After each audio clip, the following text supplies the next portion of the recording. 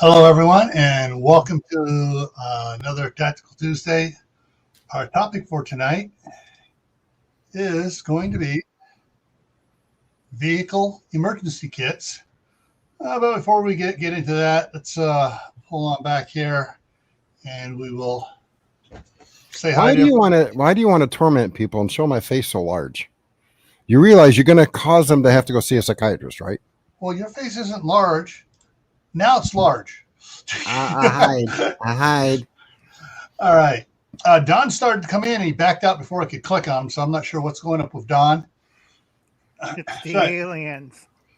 All right. So first ones in here was Uncle Al, of course, and then Trish Wiley, Gear Grinding 19, Yoshi in the Simple Kitchen, Trish Wiley, the Kraken, CR, Creative Redundancy, Idaho Garden Girl, Backwoods Law, and I figured Bruce would have been up here by now.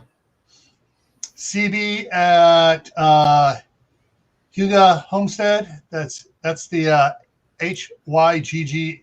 That's a Danish word. Means fun. Seriously, it does.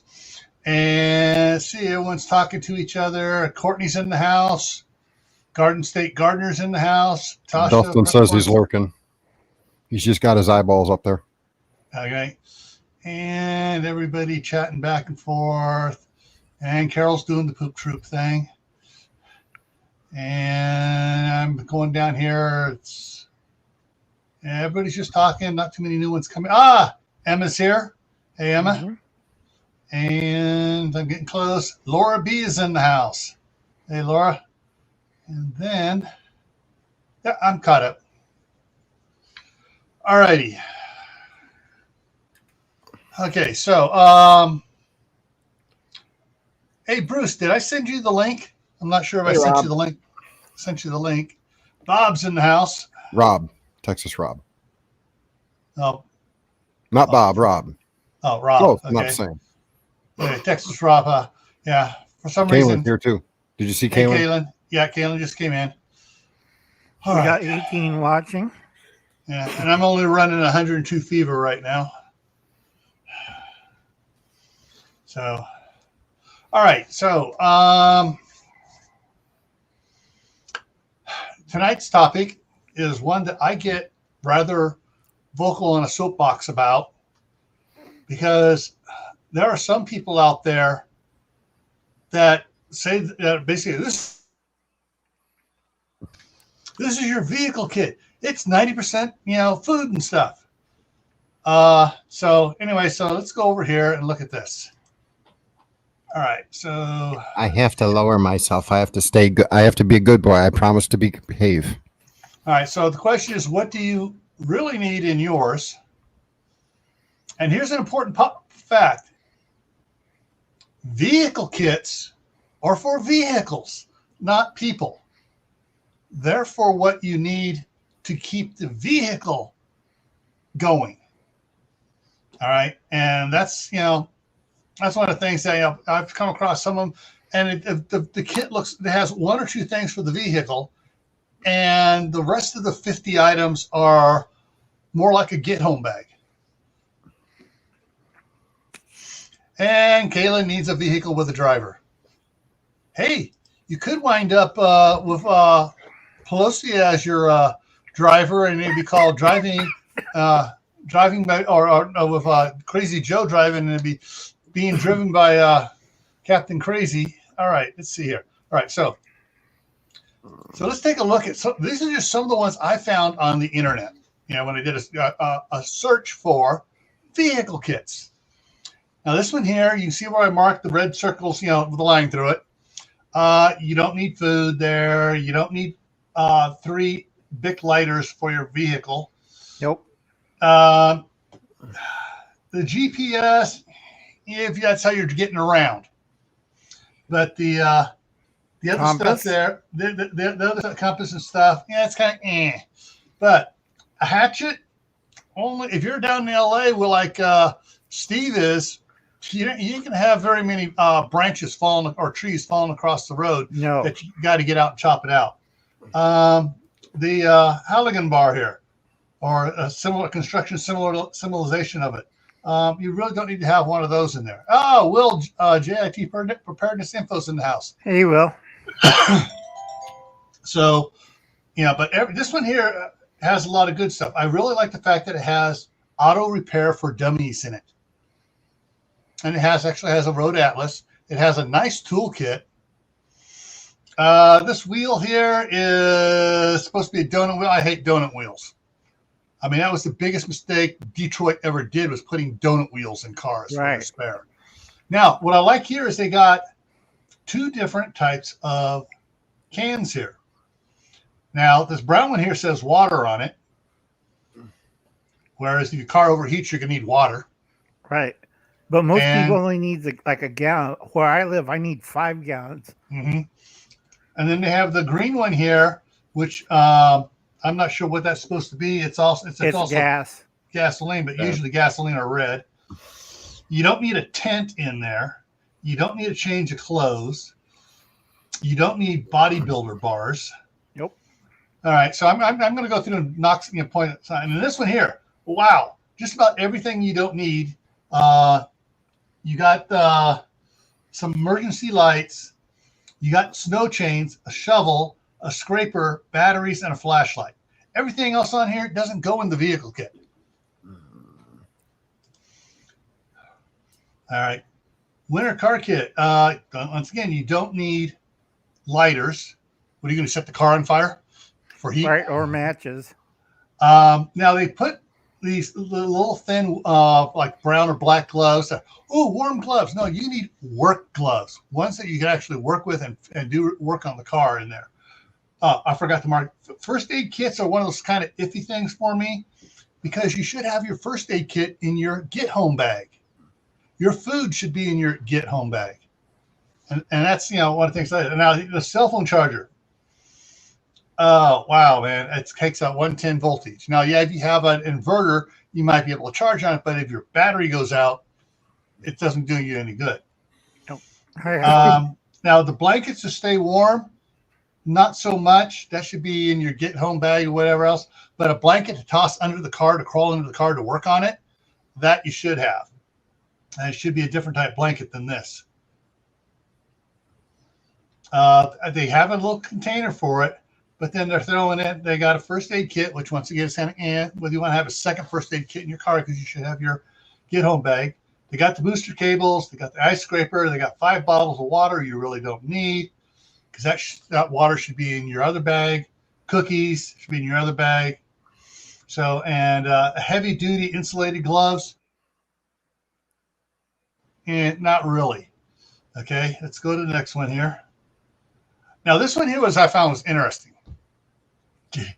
Oh, you need traffic cones. You know how much room the traffic cones take? Oh, we got 2 other guys just came in here. There we go. We got traffic cones. Yes. There they are. Yeah. Traffic cones is not something I want to have. It takes up too much space. You can put a lot of other useful stuff into the traffic cone. First aid kit is kind of but they got 3 air pumps. That's a bit overkill. I like this little one you step on, because you can take it farther away from the, than what you plug it into the cigarette lighter for that blue pump there, the blue pump here in the middle. But a battery charger that you plug into 110, if you're out in the middle on the highway, where are you going to plug that in at? So I would plug it into my converter that runs off my cigarette lighter. Yeah, but your car battery's dead. I could get it going. I have a stick. So, but now I'd rather see one of those power stations, with the jumper cables on it, that has the iron lithium or the iron phosphate lithium batteries in it, that you can jumpstart your car from, not just a battery charger. All right, straps are good. Full size spare tire. Make sure that's good. Okay. I wasn't sure I dumped too quick there. This one here, the only thing is that I'm saying first aid kit. It's kind of, you should have a good first aid kit in your get home bag. They have the good gloves. These are work gloves. They got the rubber dots on them, so you can get in there and work with it and stuff. Electrical tape, good stuff. So this is an overall good stuff, but it's a little lacking in totality. But I like the fact that it has the tire plug kit. So if you run over a nail, you can fix the tire, and then you can pump it up. Now this one here, I like the fact that they got Rain-X, especially for wintertime. Even though you're down in LA, if Steve decides to go up to the mountains, he turns on his windshield wipers and it's up at 25 degrees up there, he's going to have ice on his windshield. But I like the quote antifreeze windshield washer. An axe is one of those things that depends where you're at, whether you're going to need to worry about a limb or a tree coming down across the road. Food, water, food. Okay, I have to point something out. You have hand warmers in there with a big donut on it. This here? Yep. No, right below that. Those are hand warmers. The yellow bags are hand warmers. Those, in my personal opinion, I'll go over my theories toward the end here because I promised I would, but I think that actually should be, in this case, you should have two there. Above it should be a red, and those should be pink for your labeling here, because hand warmers, I think, should be everywhere, especially if you're in a colder climate. Yeah.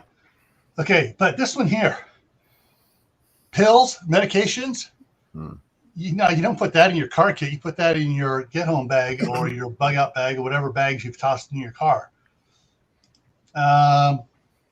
This one here, we were talking before. All right, you don't need tents. The first aid kit there, just got to, if you want to have a second, spend the money for a second first aid kit in your car, that's one thing. A USB USB cable. Some cars have USB chargers for charging your phone, but you should have that with your phone anyways, not in a kit where you got to stop the car, go out, dig into your kit, and pull it out of the kit. Well, if I'm seeing it correctly, and mind you, I'm looking at a tinier screen, but that white box next to it looks like a battery bank. So that may be what they're doing, is they have a battery bank and a cable so they can charge your phone. Yeah. Oh, sorry, I didn't mean to go that way. Yeah, that could be. It's kind of, even here when I got it blown up on the big screen, it's kind of hard to see what that one is. But I like what I really like about this one.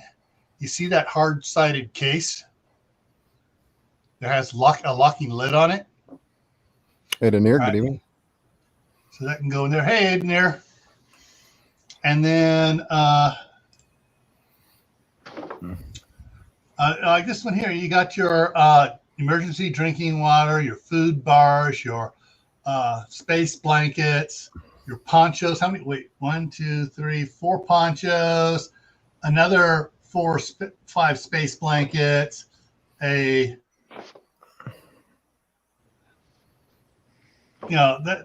for as far as I'm concerned, that stuff needs to be in the people bag, not the vehicle bag. Right. What kind of shovel is that? It looks so small. It's a collapsible one. Yeah, right. We need one of those. It's like if you get caught in the snow. I have one of those in my truck, and you use it to get out of the snow, dig your way out. Mm-hmm. Okay, you don't need to worry about having spare socks in your car kit. Beanie and small stuff. If you're gonna have a blanket, you're not gonna have one of these fancy blankets. You're gonna have a blanket you can throw on the ground to crawl underneath the car on. Right. You don't need beef jerky. You don't need the survival food. Your water bottle here, little Nalgene water bottle, should not be in the vehicle kit, because when you fill that up at home, unless you put some bleach in there, it's going to start growing stuff after a while. Especially you put it in the radiator, but that's not enough. Yeah. So, and then of course the hatchet is kind of depending where you're at, and the medical kit is your personal choice. All right. So once again, one of the things that we always taught was vehicle kits are for vehicles, not people. You put the people stuff in a people kit. That way, if you need to buggy out, you grab the your get home bag, your bug out bag you keep in your truck, vehicle, whatever it is, you grab it and you go. You don't spend time digging through your other bag. I need to pull out some water. I need to pull out some food while your back's turned to whatever trouble could be behind you. You maintain 360 awareness. What's going on behind you? You grab your bag. If you got to get out of there and your vehicle's stuck in traffic, whatever, and things have gone to poop, you need to be able to get your bag and get gone. And is that it? That is it. That's all I had there. Can I go now? Dave has some dissenting opinions. So, Dave, give us your dissenting opinions. Okay. Somebody who drove truck for the better part of 30 years. Therefore, I have a little bit of experience driving, just a little bit, almost 3 million miles, verifiable for anybody that cares. I have a differing opinion, because most of what he said, I kind of agree with. There's a few cases that I don't. For me personally, when I had my Jeep, when I travel from here to middle of Michigan, it's now from where I'm at, a 9.5 hour drive from my house to my pastor's house. Partway up there, you get into the back roads. And in the wintertime, it's not uncommon to see 4-foot drifts going across the road. So I always had 2 kits. I had a vehicle kit. It was in a steel box that was locked. And it was a little bit of food, a little bit of water, and all the vehicle items I needed. It also inside it was a blanket in case I went in the ditch. That way Charles could stay warm while I was outside doing whatever I had to. I had a tarp, part of the vehicle kit. And that was for if I had to make a lean-to off the side of my vehicle while waiting for a tow truck. Because there are times up there in Michigan where a tow could be 4 or 5 hours away. Well, if I know a tow truck's coming, I don't want to dig into my personal get-home bag to get the items I need to keep going. Now, if for some reason that the truck ain't there after X number of hours and now I can't reach nobody, then I grab my bug-out kit, which I have not got into, or get-home kit, whatever you want to call it. I haven't gotten into any of that. I've been using what's in my vehicle kit to keep me going. So now when I have to start trekking off into the woods with my son, I still have everything that I had in that kit initially, haven't touched it. Therefore, I can go further than if I'd have been using everything out of my kit for the first couple hours.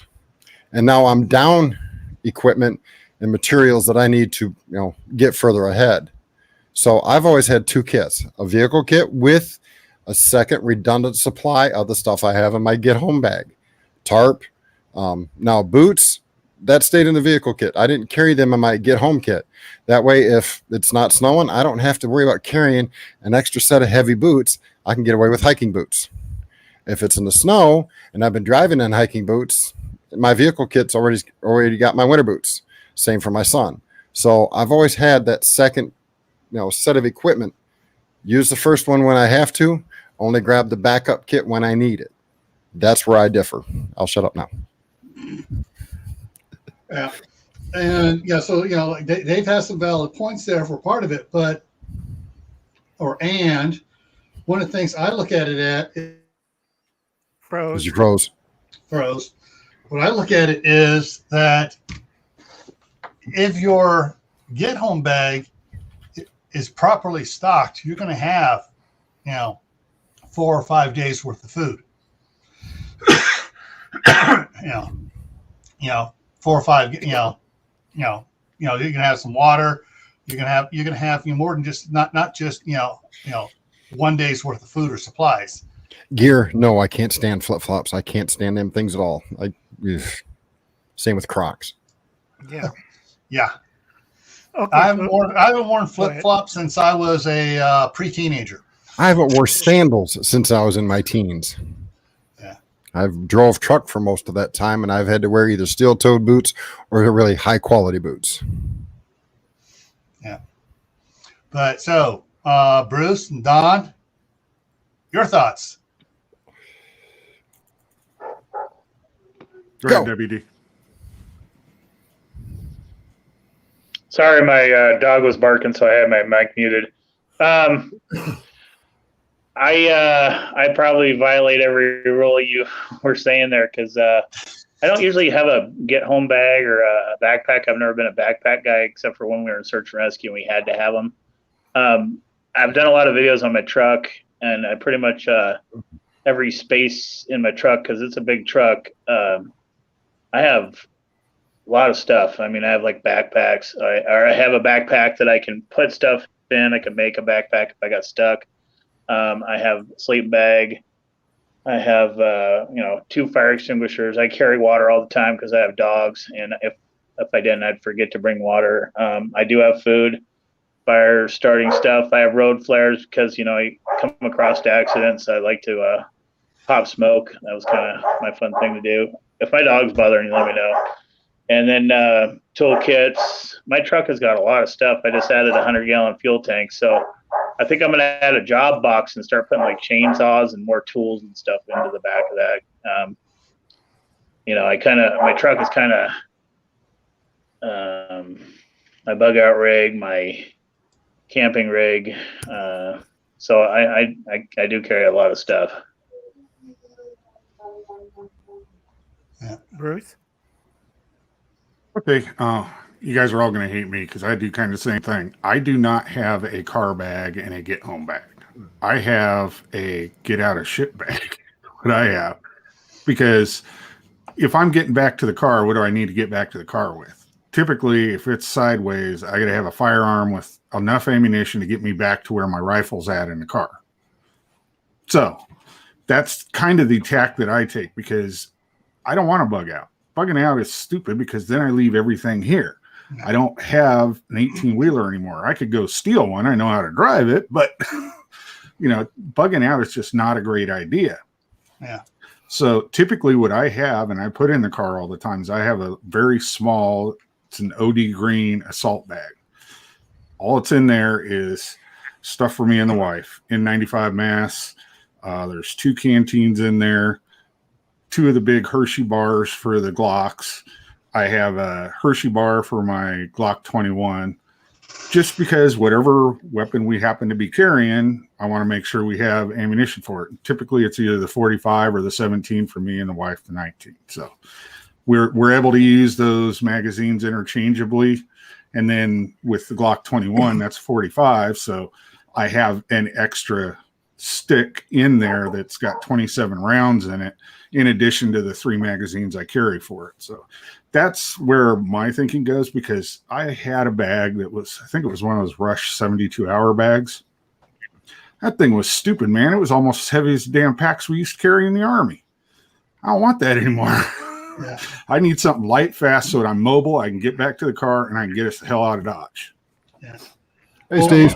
First, I Hey, have to say Steve. hi, Steve. Force Air Trainers is lurking. One of the things that I look at when it comes to the car kits, and this is having spent most of my life in California. Sorry, Steve. In California, where we have earthquakes. And having been through several big earthquakes where freeways are collapsed and, bridges are collapsed and everything. That's what, to me, that's what the get home bag is for. It's not bugging out. You're on the road, you're at work, you're trying to come home, earthquake hits,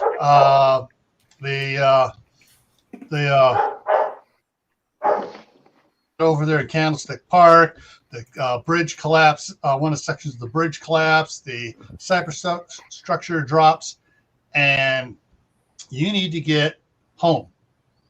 And to me, that's what the get home bag is in your vehicle, is to get home. With the auto kit, it's more along the lines when I break down at night or something, I need to fix something, or then one of the things I have in mind that wasn't on any of those pictures and really perturbs me, fuses, extra fuses. Yeah, but I keep those in the glove box. Yeah, and I have a 2-pack for taillights and headlights. So if my lights go burn out on me while I'm out there, I can put a new one in. WD Glock and Roll doesn't have to worry about it. He's going to have 2 big light bars up front. He's going to be able to light the way for all of us. That's a good one. My daughter moved to Colorado, and sometimes we have to drive there from Oregon. And I don't know if you've ever been in Wyoming, but it's like the tundra. And so I put that big bumper on there just in case we hit a deer. I figured if we're like 100 miles from a town, we'll at least get to the town, before a deer would take out all the radiators in the front of these trucks, and we'd be done. So, yeah, it's got a big bumper, so why not start hanging a bunch of lights on it? I got one. 1 million kilowatt. On here. Good bright. Just checking something here. I just got a text message. Okay. No, my daughter's texting me. Okay. Yeah, she's had some sort of flu bug, and she has mild burn to breathe, but only coughing to remove phlegm away. So, yeah. She's going to go get a test tomorrow. That's not good, Gil. Hey, Carol, monster truck won't do any good. There is absolutely no place to put anything or store it. It has no storage space at all. None. Zero. Right. Yeah. Go get it. Oh my, he left the phone on. Yeah. Get an F-250, Carol. That's a lot better, and it fits better for Florida. Now, you guys miss a whole bunch of things. Before I went sick and kind of crazy, I used to drive an F-250. Of course, I said on telephone books to look over. These are old 70s telephone Short books. people have. But just the brakes and the acceleration and the clutch to fit my feet because I'm short. And I don't have to go like, where the hell's... Okay. I carry a fluid box. And a lot of people look at me, what's a fluid box, Uncle Al? And I slap my nephews in the back of the head. Radiator fluid, engine fluid, any kind of fluid that goes into the oil, you name it, whatever goes into the truck, I have extras of. Also, nobody talked about hose clamps, duct tape, except for a few slides. Hose clamp, duct tape, JB Weld. Because one thing I would suggest to add is figure out what size your radiator hoses are. Because, I had a hose bust on the last car I had, split right in the middle of it. And what I did is I went down to a local hardware store and picked up a pipe coupler. It's zinc, maybe not zinc, but aluminum zinc type material, very hard, very high heat rated. And I got it the same size as my radiator inside of my radiator hose and a couple clamps and fixed a radiator hose on the side of the road. All I had to do is put some water and antifreeze in it. You carry, and they're about 4 inches long. And you get one for each size of your radiator hoses. You got a top and a bottom. And they're usually two different sizes, depending on the vehicle. And you get one for each. That way, if you have a hose that splits while you're going down the road for whatever reason, if it's old and, it collapses, and there's a way to check that. There's YouTube videos to teach you. I ain't got time to teach you tonight. But you get those. That way, if you split a hose, you're not broke down forever. You're not waiting on a tow truck. The most you're going to need is some water, and you can usually find somebody who'll stop by and offer something, run you up to the gas station to get water. So they're like $4 a piece, and they're inserts that go between PVC pipe, but they're metal. Right. But like I said, folks, JB Weld, if you have a cracked radiator or you're leaking transmission fluid, duct tape don't hack it, folks. You need JB Weld. And I always tell that on my nephews in their trucks, have a box of fluids and stuff so you don't have this problem. Because I'm not driving 30 acres out with a tow truck and say, yep, that's my idiot nephew right there. Let's go help him out. Because I'm old. Uncle Al, I do have hose clamps, duct tape, and JB Weld in my truck. Good. Oh, another thing is, do you guys still use duct boards?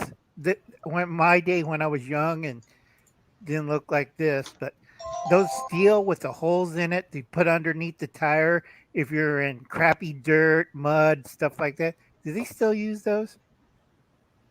They have all kinds now. They have plastic. Yeah, you can buy all kinds. A lot of the Jeeps, you see them on the outside mounted on the sides and stuff. I don't have any personally. I just take a chainsaw and cut limbs or whatever I need at the time. Yeah, you're in the woody area. I live in the desert. So I look around. I don't see any trees out here. A lot of tumbleweeds. And trust me, tumbleweeds and 250s don't mix. I seen a huge tumbleweed got caught underneath the 250. Tumbleweed, hot oil, the engine float. pan, boom, All right, it this is a burns. sample of what I was referring to. This isn't the same one. It's not the right size. But if you figure out what size radiator hoses you got, this is what you want to look like. This is, a simple illustration of it. And that's dirt cheap. But the ones you want for your radiator hoses are about $4.95, $5 a piece. And you only need two, one for the upper, one for your lower. And you bust a hose for whatever reason, take a knife, slit it, put that in between the two, clamp it, and refill and go. Oh yeah, I almost forgot. Belts. Oh, and slit it where it's spraying water out. Right. That would be the smart thing. Yeah. I actually folks, have an extra serpentine belt for my truck in the back seat too. good. Yeah. Yeah, it's like I A lot said. of this stuff though you can avoid with doing good maintenance on your truck. You Right. Uh-oh. We lost. Uh-oh. don't have a mechanic and have to change it out. There There it we is. go. I don't know what happened there. Don's right. If you do good maintenance on a truck, there should be no problem. But you have to be careful because if you live in a crappy area like I do, or if you live outside of Bakersfield, that's still a crappy area, you might hit anything in the road. I mean, anything. Chest of drawers, rocks, boulders, dead cow, dead deer, dead homeless person. It's not fun hitting a dead homeless person at 60 miles an hour in the dark. That's why Don has a light bar. Yeah, can't say I've done that. That's a new experience I don't want to have.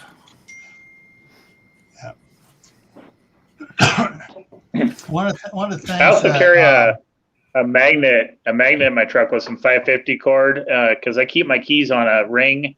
The keys might not be magnetic, but the steel ring is. And if we're out camping and in a pit toilet and a bad accident happens where you lose your keys, you might be able to fish them out and get your keys Right. back.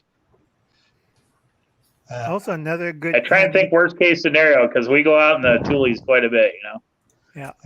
Another good thing is a small inspection mirror, so you can stick around there, so you're not going like, I can't move anymore, and you're trying to look up there with a flashlight. Get a small inspection mirror, that telescopic, rod.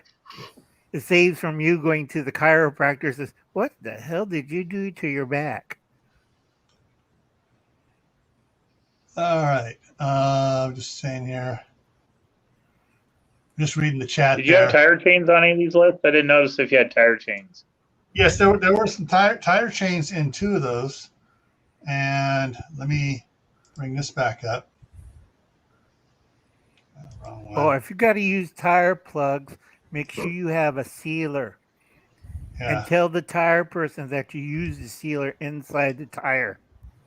yeah. Yeah, because they have sometimes to clean out the wheel. Yeah. Yeah. Okay, let's see what we got here. All right, it's not in that one. There was one here. Yeah, that but the had dental ones are too small. You want the big one for the inspection mirror, like the truckers use. Dave, you used to use an inspection mirror, right? Yep, I had a telescoping one that would reach out 8 feet and had a 4x6 mirror on it. Okay. That Well, way I it's could get funny. back and look behind the turbo. I could look up underneath the cab at the exhaust, at all the battery cables, the air lines. Yeah. Well, it's funny. The one that had the most that I think you shouldn't have in a vehicle bag. They actually had the chains. Oh, good. And then there was another one here. See if I can scroll down to it here. That had that one. Go back to the jack one. I keep warning people, the green one is okay, but you want a good, sturdy jack. Yeah. I don't like those. It's a fall Yeah. hazard. Yeah. Yeah. There's another one that my dad used to use that fitted on the bumper. I was always scared when I crawled underneath the truck. All right. I This remember one those old here. bumper jacks. Yeah. I'm not sure what this little plastic thing here is because I can't hardly see it. But I have shared on a couple of my a couple things where they have those plastic or the nylon zip tie emergency snow chains to help get you unstuck that are disposable, and they take up very little room, very light, and you can just zip tie those around the tire to get out. Right. I like the fix What else it you can flat do? and go ahead. The other thing you can do, and we did this all the time in the Army over in Germany, if you have a little piece of 2x4 that's about 3 to 4 feet long, tie it onto the back tires, 2 of them. And when you start going, it will act like a paddle like you would in the snow, or the sand. So if you're stuck in mud, you're stuck in sand, you're stuck in snow, it'll flip around almost like a paddle wheel, and it will get you up out of whatever you're stuck in. Yep, I used to carry, they were about 8 inches, just barely wide enough to fit the front of the tire. That way I didn't have to worry about it hitting the undercarriage. But I carried some with some straps that I'd shorten to fit inside there. So the buckle itself would be against the rim, and I could wrap that around. So especially up in Michigan where it's either snowing or muddy or whatever, there was a way to keep going. It's rough riding, but it does work. Right. And these are the zip tie snow chains that you just put on, zip it around, and you can put these on quicker than than you can put on a set of regular chains, and you don't have to crawl underneath and reach around back. You just stick it there. You can do over the top, move the tire just a little bit, put on the last 2 or whatever, and you're good to go. But yeah. There's I was always taught that if you only have one set of chains, you put them on your front, on your steer tires. If you only have one set, yeah. I mean, but if you're stuck and your back tires are stuck, you got to go back there. Because I was just talking about like if you're stuck. I mean, on 4-wheel drive on a pickup truck. Okay. I've always found out every time I've had problems in the snow. If I had the chains on the back, I wouldn't have spun out. And if you have chains on the front, but if the front's not if you're not in a 4-wheel drive, it's not going to do any good. Yeah, no, that's only for 4-wheel drive trucks, pickup trucks. Yeah, right. Here's another simple little trick that 99% of people don't know and understand.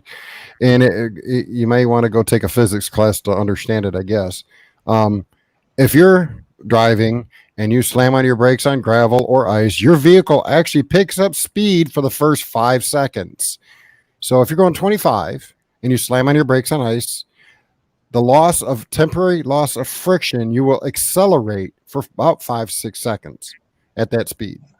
So you're going to hit 30 before you actually start gaining traction of any kind and friction again. So think about that as you're driving on gravel roads, icy roads. Slow your speed down. Be safe. Yeah. Right. This is great for this is sand. something out if you're in the snow or the sand, you can lay out these things here out and drive up on it and get out. Right. Which is why you need to have a shovel in your auto kit. Right, a good one, not a little dinky one, but a D handle or a snow shovel or sand shovel. Yeah, well, sometimes the big D handle shovels just are too bulky. That's why I keep the regular military size folding shovel. Yes, that's momentum and inertia. Yeah. So there's something else you can put in there. And just for anybody who thinks that Dave's pulling your leg, they actually teach you that when you go through commercial driving school. If you hit ice on a bridge or on a road in the 18-wheeler, what you're supposed to do is take your foot off the gas, wait 10 to 15 seconds, make sure you keep it on the road as best you can, and then start trying to apply brakes once you have lost some of that inertia that you already had. Here's something that a lot of old drivers that have drove stick for most of their life will tell you. You lose traction, drop the clutch, take it out of gear. Yep. You can do the same in automatics too. Just don't accidentally hit reverse. But put it in neutral. Take all driving momentum off your tires. They will gain traction a lot faster than if you leave it in gear and are hitting your brakes. Now, it takes practice and skill to do that effectively, but anybody who's been driving, especially stick shifts, will tell you if they hit ice, the first thing they do is they push that clutch in and just let the vehicle coast. until it starts straightening back out. Then they slowly let the clutch back out and either give it gas or brake, depending on what they need to do. And do it gently. Don't get into it like you're trying to go 70 miles an hour again. You gently ease into it. Brakes or gas. No, my Mustang, I always dump the clutch and hammered it. I mean, it's fun going in circles. Okay. My Dodge, my Cummins has a Jake brake, but you got to be careful. You can't have that on the ice.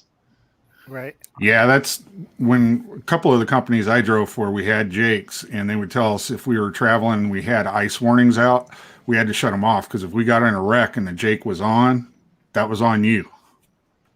You're done, huh? Yep. Yeah. Okay, folks. Yeah, on city letter, that works great on ice and snow. I seen one of my idiot nephews. You don't use it on sand and gravel. Kind of look at them like, you went to Harvard, didn't you? Yeah, for 4 years, Uncle Al. I'm like, fish. They don't. I also carry a spare key in my truck wherever I go, just in case I get stuck behind some logging company gate or something. I always carry a big spare key, big set of bolt cutters. But I knew what I've got a lot of stuff in my truck. I'll be right back. No problem. You know, one of the things I carry in my truck that wasn't on any of these lists either is I carry 2 3/8 Schedule 80 transport chains. Because if someone's up, if I go off the road, I can stretch those out, and it gives me, they're 50 foot long each, so it gives me 100 foot to hook on to somebody that they can pull me out or pull me around. Of course, the one time I did spin out was I was heading from here back to California on 86 or 84, 86. And there's one area there where the wind just comes through the gap in the mountain there and blows across the road. And the highway guy was going out spreading salt. Well, he put light salt down. Well, the problem in that area, the light salt will melt it and immediately refreeze. Yeah, that's and what so we're there were talking about, there were several of us there to hit it, and then the wind's blowing. You go along, all of a sudden, the wind gust hits you, and your back end goes around, and suddenly you're driving backwards, and then you're forward, and then you're backwards, and you're going off the side of the road. Hey, CB, they actually have it out in California. See, poor old Steve, he lives down in the valleys, down in the bottom. But if you go up in the mountains in California, right? If you go to the mountains in California, you'll find black ice everywhere. Yeah. You don't Cross have to go Donner once or twice. You'll find all kinds of black ice in the wintertime. You don't even have to go that far. You can head up to into the hills there on the west side of Glendale and Sunland to Hunga and stuff. And once you're up in those things, and the way the wind blows through those passes up there, you know, you get your fog come in, and all of a sudden the wind starts blowing, and all of a sudden it starts freezing on the ground. Right. I do recommend one thing.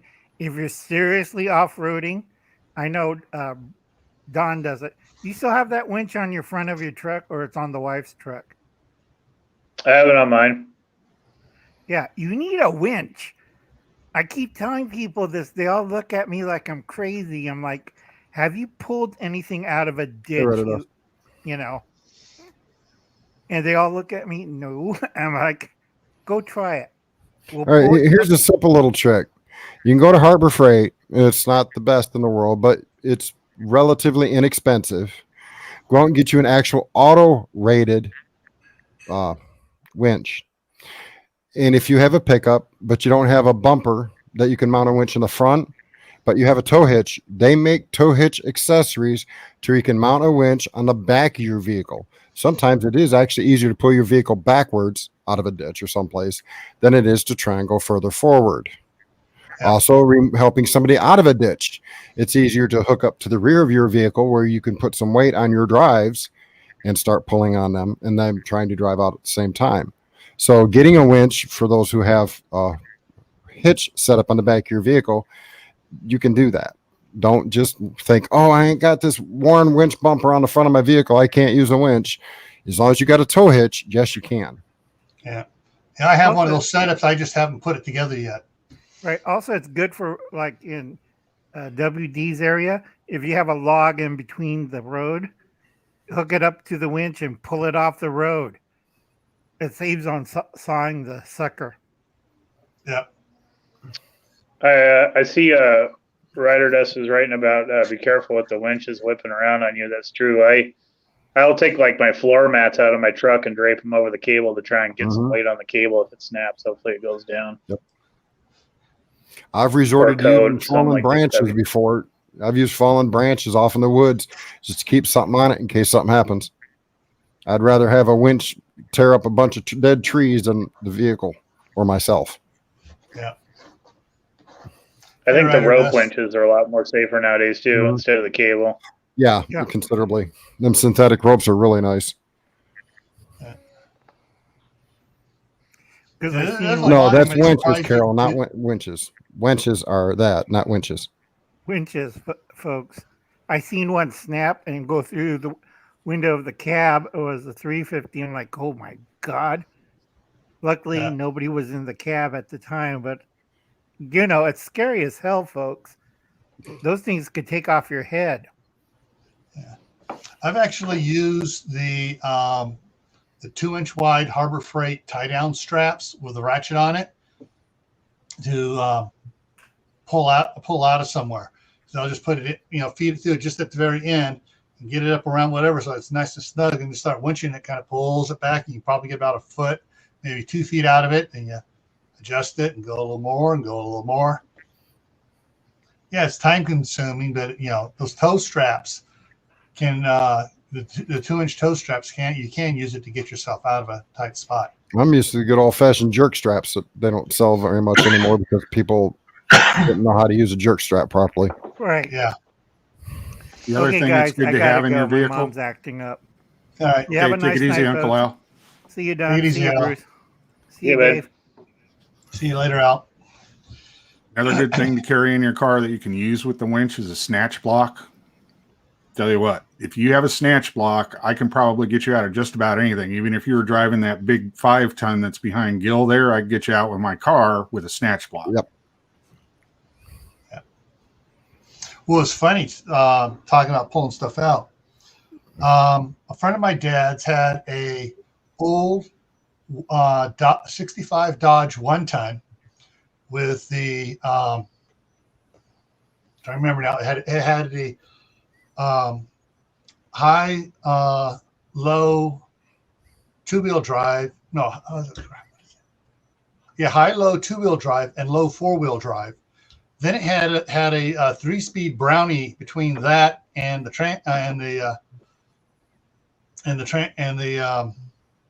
transmission, and the transmission was a granny gear, 4-speed. One was granny gear, and when Boyd had that truck, there was a D6 got stuck in the mud out in Bionis Park, and they took it out there and put the front bumper up against 2 trees and pulled the winch out, hooked it up to it, and just slowly pulled the D6 out so it's out of the mud where it could get traction again.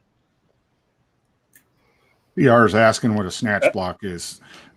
After I got done driving a truck, I actually worked at a towing company for a little while. What it is you can run the cable or the rope, whatever you're using, through it, and you tie that off or you hook it into another part on the tow truck, a tree or something else that's kind of like at a 45-degree or 90-degree angle, so that what you're doing is you're using the actual lever mechanism of having another winch right there, so that you're doubling the amount of weight that you can actually pull with it and not stress out your vehicle or burn your tires out or whatever. There it is. That's a snatch block. Yeah. I carried 2 in my semi. Yeah. And they come with just, Trish up in the comments, she thought out of the box here. Trish in the comments thought out of the box. She used her seatbelt to cut it out of her vehicle once to make it a tow strap. But I mean, if you're desperate, That works. That's all you. Let's say you're stuck out in the middle of Toolies. It looks like it worked for her. Yeah. And things with the And snatch if blocks. Fishes and Loves, is she moderating herself here because she retracted her own message? That was pretty funny. Yes, she is moderating herself. Good girl. First winches. Now talking about how It's to not tie late night. yeah, Yeah. This is not the after party. No. Fishes Now and, the Fishes and thing Love is- was ready for the after party. Yeah, the snatch blocks here. You know, you got your thing you just hook onto wherever. But I'm trying to see if they have the multiple ones here. They had a drawing, but they don't. Well, basically they'll have 2 or 3 pulleys in there on one side, and another one on the other end that has 2 or 3. And so you can put two pulleys in there. You're really increasing your power, but you're also, you know, the more Doesn't you increase necessarily power, the less- change. Doesn't necessarily change direction of force, but it not quite doubles your pulling ability. Yeah. Now, when you're going off on a 90-degree angle, it's about 40% increase. If it's a 90-degree angle, it's about a 48% increase. As you add snatch blocks or extra pulleys to it, you are slowly incrementing your ability to pull. So a 1,000-pound winch with 2 snatch blocks on it is capable of pulling a 4,000-pound vehicle out of a ditch, moderate incline, with not too many concerns. But you're not going to take the same 1,000-pound winch, pull it out without at least 1 or 2 snatch blocks with it. Yeah. And if you ever read the literature in your winch, the number of wraps on your drum also dictate what the pull power is going to be. Yeah. So if your winch cable is all the way out, you're going to have a lot more pulling than if, you know, you only have like 10 feet of cable out. Yeah. Mm-hmm. And so you had the one on the left here has 1 pulley. The one on the right has 2 pulleys. Yep. So that's what I carried in my truck right there. Yeah. Because I'll tell you, the first time. Go ahead, Bruce. The other thing is, I'm sure Gil's done this before. When we were in the rescue truck, we would set up a Z recovery line. What it was is we had 4 snatch blocks. And we would have 2 firefighters on one end. We'd hook it up between 2 large trees, and we could actually pull our rescue truck up a hill that was about that kind of an incline. Just 2 of us, because we had the proper line. It was rated for like 6,000 pounds. It was life safety wire. And with the 3 Z'd blocks together, it increased our pulling power by like 25% or times 25 is what it was. So I could sit there, me and one other guy could pull an entire rescue truck up this hill. Yeah, the first time you go down to Florida, you have, the better it is. Yeah, the first time I went down to Florida, I got stuck in sand down there. And being the first time in Florida and wasn't paying attention, I actually buried it right up to the pumpkins. Yeah, after that, I went out and bought a set of snatch blocks for the truck because the wrecker company that came over, he only brought a car wrecker. He needed the truck wrecker. And even that, he had to hook up 1 snatch block on the back of his truck, 1 snatch block on mine. Then he had to have the car wrecker in front of him with a set of snatch blocks on it. And both of them together, it took to pull that 48,000-pound trailer out of the sand down there. So, yeah, if you're going to go off-road, having a set, pretty much a decent requirement. Yeah. And if the world goes did you have any tea candles or candles in any of those kits? No, there weren't, because those, you know, like, you know, said, you really don't have fire, in my opinion, in your vehicle kit, because you don't want to set your vehicle on fire. But you Dave pointed out you could have some you can have some hand warmers in there.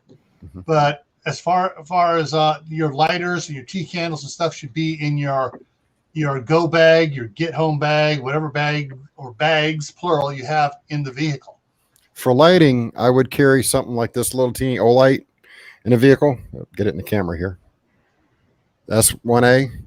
These are nice, lightweight. This only costs $20. Takes standard AA batteries, or you can get rechargeable for it. And just keep it clipped under your visor. That way you've always got a flashlight in your car. And it's got 3 settings: low, medium, and oh crap, that's bright.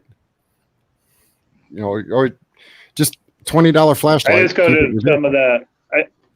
So when I was in the sheriff's office, I did a bunch of search and rescue, and I just go to the worst case scenario. You know, I think of like old stories here in Oregon where, you know, families were trapped in cars in storms, and then they found them, later. And I mean, for me, I carry some tea candles in my car because, I would put them on the dash or something if I weren't leaving the car, like if they were trapped in the snow, and use them like Backwoods was saying to kind of get some heat into the vehicle if the vehicle wasn't running. But that's me personally. Obviously don't want to light your car on fire, but I go down to the worst case scenario that I've heard of or I've seen and kind of work back from there. The other thing to think about too is, especially like up where Gil is, and you probably get it in Oregon too, when they'd have those big wrecks up on the I-80 in the northern part of Pennsylvania, sometimes we would get called out to those on the rescue truck because we were like 30 miles away, but they would have all the rescue trucks because it was a 90-car pileup, so they'd have to call us up because they didn't have any more left. One of the issues that we ran into a couple of times was people left their cars running and they were in a snowbank and their tailpipe was clogged. Not a good idea. Yep. Yeah, you gotta make sure car you where keep you that there. think nobody's hurt because you don't see blood everywhere. There's not all kinds of crinkles where there's bad place to have a crinkle. You go up and you open the car and there's 3 people sitting in there dead. You're like, what the hell? Then you look and you notice, oh, the key's in the on position. Go back and look. Yep, that's what it was. Or crack your window too if you are going to use like a candle or something to kind of heat. You get some. Yep. Yeah, you got to have fresh air. You got to be careful when you're in those dangerous positions. Anything can take you out. Yeah, if you ever get stuck in a snowbank, and before you make your call to get towed out, before you do anything, go out to the back of your vehicle, make sure your tailpipe is clear. If it's not, dig it out. If it's snowing like crazy, dig it out a few feet around it so it's not going to get buried quick. Then go make the phone call to get yourself towed out. First thing to do is safety. Make sure you're safe. Get it dug out. Don't leave it covered up. Don't sit in your car and think, I'm going to be okay, because carbon monoxide poisoning is very slow, silent killer. You'll get dizzy, you'll get tired, and that's it. You to forever sleep. We've had some sad stories. I remember one where the family got stuck and there was no cell service and they were up in the mountains, and the husband tried to hike out, and they found the husband. Unfortunately, he didn't make it, but the family in the car did. So my thinking is I'm probably not going to leave the shelter of a vehicle, especially in a bad storm, to try and venture out to make it to somewhere. That's my personal thinking. And that's why I carry a lot of stuff in my truck, because I might not remember a bag, but if it's in the back seat of my, stuff behind the seat of my truck, like coats and winter gloves and hats and stuff, then I can get back there and hopefully get through something. Yeah, what we would always tell people, because we have, not during September, but as we got closer to winter, we would put on a little thing at the fire department, and we'd kind of remind people, okay, we're coming up on winter. This is what you should have in your car. This, have your tires checked. You don't want to have bald tires. You're going to go sliding through an intersection, get hit by an 18-wheeler, and there's nothing we can do for you then. So we try and, prompt everybody that way when it was getting close to winter. But, some people listen, some people don't. So we'd always end up going to a wreck where somebody had bald tires on their car, and, it's December and we had 3 inches of snow on the ground, and the only reason they couldn't stop was because they had bald tires. That's something stupid easy. It was an unforced error. Mm-hmm. I'd rather have 2 donuts in the front of my car or back and, over bald tires any day of the week. Yep. Yeah, in the wintertime, after driving across this country, seeing some of the worst snows you can see. I've seen it snowing down where it closed the highway. I've been up in Vermont when the snow's so doggone deep, you need a ladder to stand on top of the trailer to see the top of it. Same on the Upper Peninsula. If you go in the ditch, dig out your exhaust, make sure it's clear, crawl back in your vehicle and stay warm. Don't try venturing out anywhere, because I'll tell you what, if it's dark and it's in the winter and it's snowing, you will get lost faster than you think, because you'll start walking in a semicircle, because the human legs on the average person, one is shorter than the other. And even if you think you're walking in a straight line and you can't see nothing because it's snowing and you got your head down, you're going to start slowly walking in a circle. And then you're going to finally look up, where am I at? I'm lost. And you will be the one they find frozen out in the middle of a field somewhere when you could have stayed at your vehicle and stayed warm. And now your family doesn't have to go through a funeral. So just be smart. You're muted, Gil.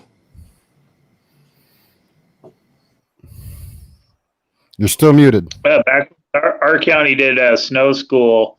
There you go. Especially the road crew, that did all the plows and everything. They pull all their gear out before winter and make sure they had all their chains and their plows and their bolts and their tires. And they did it for all vehicles. They got all the chains out, chained everything up, just make sure they had it all. And it was a big to do because there's like 7,000 employees in our county. So, Yeah, we'd have to do that at our volunteer fire department all the time because each season we had different challenges that we were going to be facing. So on the rescue truck, we may have, some ice melt and stuff like that because we might get stuck sitting at an accident scene for 4 hours, cutting somebody out of a vehicle.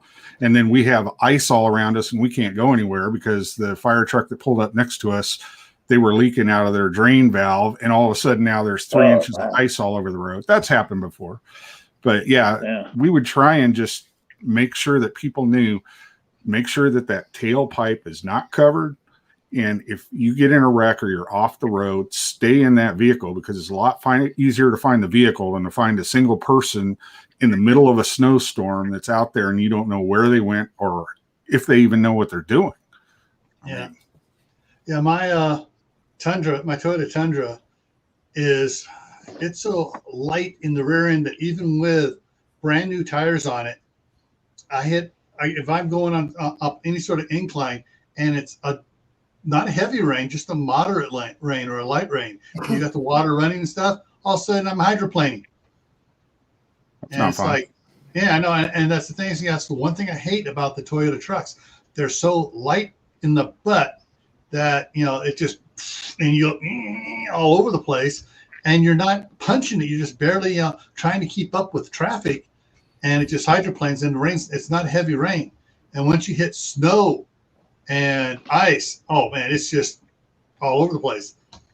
That's why I think. Did you ever buy like sandbags for way back there? Or we would take truck tubes and cut them and fill them with sand and put them in the bed of the trucks. And then if you get stuck, you can actually use the sand to help you try and get unstuck. I've had them in the back before. But I think what I'm going to do this time is I'm going to get a pair of off-road mud and snow tires and have them put the studs in them because, hey, studs are legal here in Idaho. Do you go through Les Schwab up there in Idaho? Yeah. Yeah. I love Les Schwab. So I'll get thinking about or at least getting 2 tires with studs on the back end. Because that's, at least then it has a chance to bite into the asphalt and I don't go all political. Right or does. Depends. Do I have to keep the same glasses I'm using now? Because I can't hardly read unless it's 4 feet from me with these glasses because these aren't prescription. These are Walmart cheapies. So as long as I can hold it 4 feet out in front of me, I could probably read it.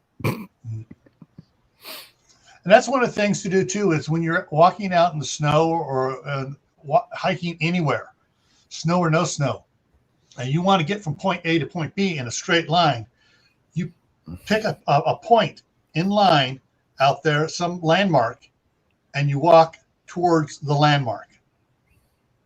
And when you're almost to the landmark, you look beyond the landmark and pick another one. And you start walking to that one. So you pass the first landmark and you walk to the second landmark. You kind of like leapfrog your landmarks. So you're always going in a straight line. And that's not just if it's a snowstorm. That's typically how you're supposed to land navigate anytime. Yeah. You pick out a point that's a far distance away that you can keep oriented on. And that's how you do orienteering. You just keep going toward that. And then once you get close enough to that, pick another point that's a couple miles out that you can see well. And keep going along that line because you may have to go around a ravine or a lake or something. So you just make sure you keep on picking things that are at least a mile or 2 out there, big tree, a big mountain, so that you can keep centered on that. And that's how they taught us to do it in the Army. I mean, it's not rocket science, but Gil and I covered this last year, and either it was one of mine or one of his live streams that we did last year, and I don't remember which one of us it was, but we covered basic, and I do mean basic navigation. Yeah. We gave you the tools where to look for maps for your area for, let's say poop hits the oscillating device, which it very well could, not saying it will, it won't, but let's say it does. And you have to go to your, my new location, shall we say. Do you know how to get there? What if roads are completely impassable?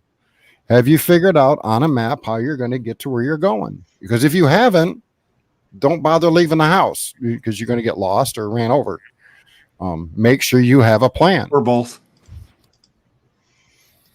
Or worse. Don't walk off a cliff. Yeah, we covered topographical maps just to make sure. The worst thing you could do is take off. I'm going to go straight this way. And then you wind up walking off a ravine going into a 50-foot deep river that's moving at like 12 mile an hour. Actually, we had a good one that happened at Camp Pendleton when I was in ROTC. This is in high school. We actually had Marines that were out there doing the same orienteering course that we were doing. We all managed to make it out fine. We were all teenagers. We all made it out fine, no problem. Right after we got done doing the course, the Marines were out there doing it, and one of their private slick shoulders, not even mosquito wings yet, he went walking out, and he wasn't watching where he was going, and he fell into this little ditch. He only had about 15 or 20 rattlesnakes in there with him. That was exciting. They had to get the helicopters out for that one. Yeah. Yep. So keep an eye on where your feet are going. Don't just look at the compass continuously. Watch what's around you. Know where you're walking and what you're walking into. All right. So everyone, there's a great organization out there that teaches orienteering, and they have the orienteering pamphlet. They got the workbooks you can download in a PDF or a Word doc, fill it out, and there's the pamphlet there. Yeah. Boy Scouts of America, orienteering merit badge. And I believe Steve at Corsair's Trainers actually did, when he was doing Are You Smarter Than or Smart as a Boy Scout or whatever, had covered this one book for the one of the merit badges. Yeah, there's a lot of, and then one that goes hand in hand with it is the hiking one.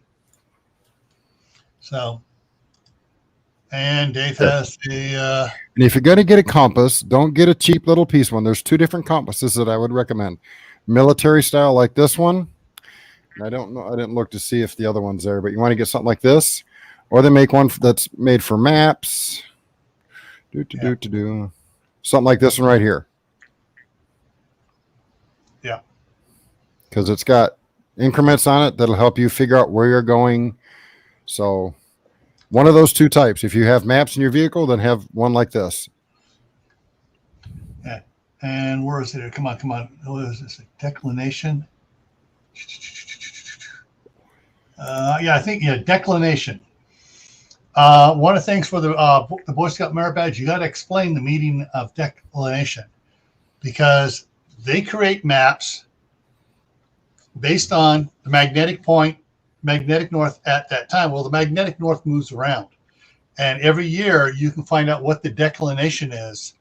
So so I'm 3 degrees to the right or 3 degrees to the left of north on the map, and that's how I set up my compass and stuff to orient the map to the proper true current magnetic north, so you can actually use the map properly to get where you want to go and not miss it by a mile or two. The way we explained that in the Army was, on a map you're looking at true north, on a compass you're looking at magnetic north. And there's two different things, and you have to look in the margin of the map, because it will tell you, depending on what state you're in, what your latitude, longitude is, it is different all over the world. So just because on one map it's 3 degrees to the east, if you're over in Europe, it could be 6 degrees to the west. So you have to have a map for the area you're in that's a recent map, so that you know how much that declination is. Yeah. And you can actually look up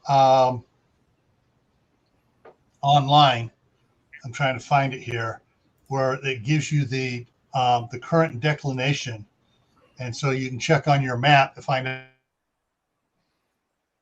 the date of your map and stuff, and you can do all your stuff and figure out how to orient your map so you know exactly where you're going. But here we go. Scout Society, orient a map, how to do a declination, magnetic declination differs. Yeah. So there's a lot of things you can look up for to make sure you don't wind up missing the point you're going to by 5 miles. And the farther north you are, the more the declination changes. Until the magnetic poles swap completely, and then yeah. Well, and what it is the magnetic north is actually because of a deposit of iron ore or something that's off of Nova Scotia, I believe is what it is. And that's what causes all the compass to deviate toward it. And it's because it's this huge, massive load of iron ore that's over there just off the coast of Canada, I believe. And then of course, the flow of the magma creates a magnetic field as well. And it's so you got to take into fact all those things. But yeah. All righty. So we're going to wrap this up here. And we pull up the list here so I can tell you what's coming up here. All right. All right. So on my channels, this Friday on Camppatton Family Compound is ways to extend your growing season. And then next Tuesday, we're going to talk about waterborne diseases. And Dave, you're just going to do next Tuesday? Probably. And it's safest right now for me. If I try touching the news, I'll probably get another strike against them and be gone for 2 weeks this time. Yeah. I got to wait till the 15th of November. And Bruce at Backwoods Law will be on Friday at 9 o'clock Eastern time. Do you have a topic yet? I think I'm just going to do an open chat again. Everybody seems to be enjoying doing the open chats, and it gets kind of boring just sitting there talking to people. You know, it's fun to have the interaction with people. So I'm going to do that right before you. Okay. And you got to go put up with. I mean, you're going to be over on Courtney's tomorrow night, huh? Yep. So I got ringed into that one. Farm. There it is in the chat. So at 9:30 Eastern on White Family Farm, Bruce is going to be the guest over there. And then Thursday night at 9:30 Eastern, I'm going to have GrayManPrepping is going to do the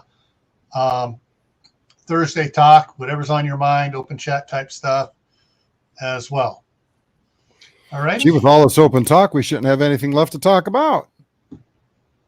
Well, I think the audience enjoys being able to just say, hey, I've had this question forever. You know, it doesn't really relate to this or that you were doing. I didn't want to, throw everybody off. Yeah. But this way they can just say, hey, I've always wanted to know this, or I don't understand this principle or concept. So I enjoy it. Same here. All righty. So that's it for tonight. We were over 15 minutes. That's okay. So everyone out there, stay happy no matter what life throws at you. Stay safe. Don't do anything foolish. And stay prepared. Keep on adding to your preps, your water, your food, everything. And we'll see you next time around.